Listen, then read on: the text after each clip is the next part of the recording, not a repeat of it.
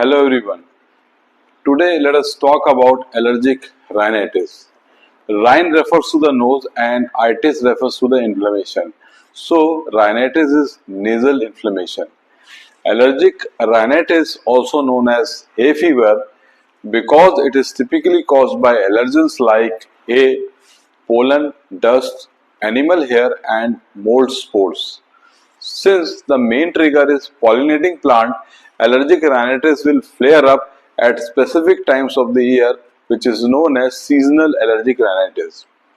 Allergic rhinitis is a type 1 hypersensitivity reaction, which is a type of allergic reaction that starts with exposure to an environmental allergen.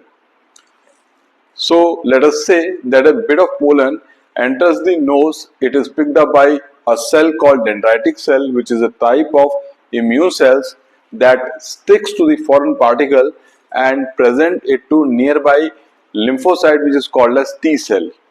So if that T cell get activated, it kicks into action producing chemicals like cytokines, which help to get the immune cell involved.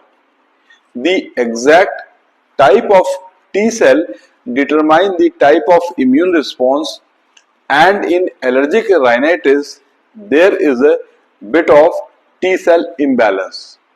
There are too many T cells that when activated stimulate B cell, which is another group of lymphocyte, to produce IgE antibodies.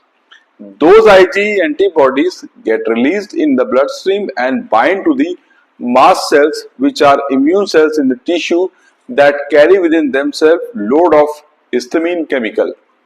Once bound by the mast cells are primed, meaning that if pollen enters the body again in the future, these mast cells degranulate and release their histamine in the local tissue. The histamine chemical cause blood capillaries to dilate and become leaky, which brings in more fluid and immune cells to the area where the mast cells are located. Because eye and nose are the portal of entry of infection, there are a lot of mast cells around the areas of eye and nose for extra protection. So those IgE prime mast cells release their histamine, which cause the nearby capillaries to dilate, flooding facial tissue with fluid.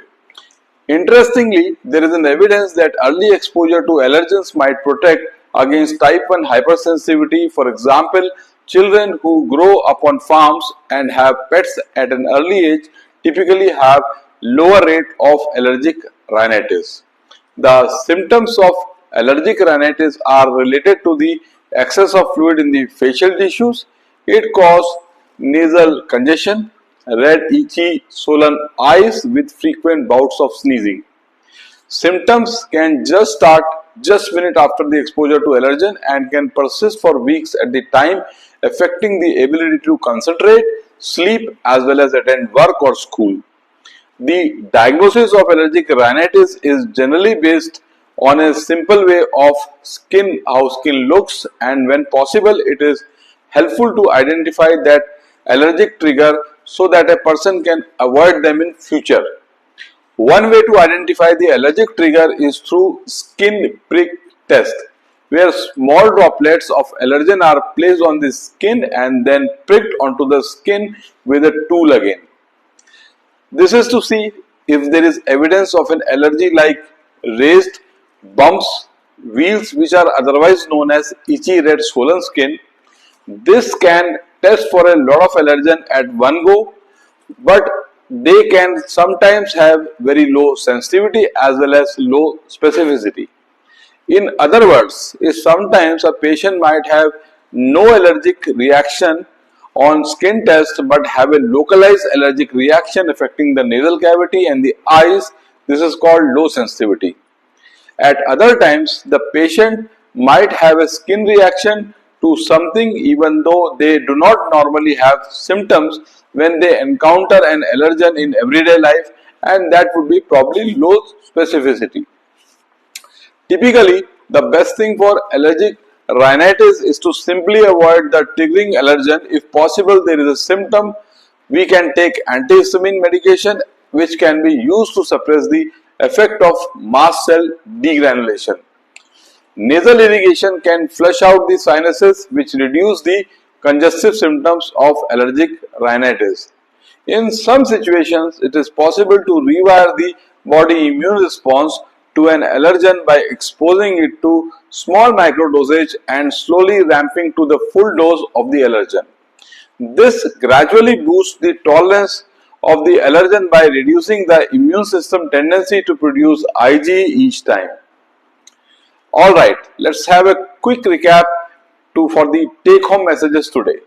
Number 1 would be allergic rhinitis is a type 1 hypersensitivity reaction and results in inflammation of the eye and nose very quickly. Number 2 is airborne allergen like pollen, dust, animal, hair, molds and spore cause mast cells in the tissue to release histamine, causing the eye and nose to get inflamed and watery. And number 3 is avoiding allergen is the best approach, and in severe cases we should try desensitization to reduce or eliminate the symptoms. Thank you.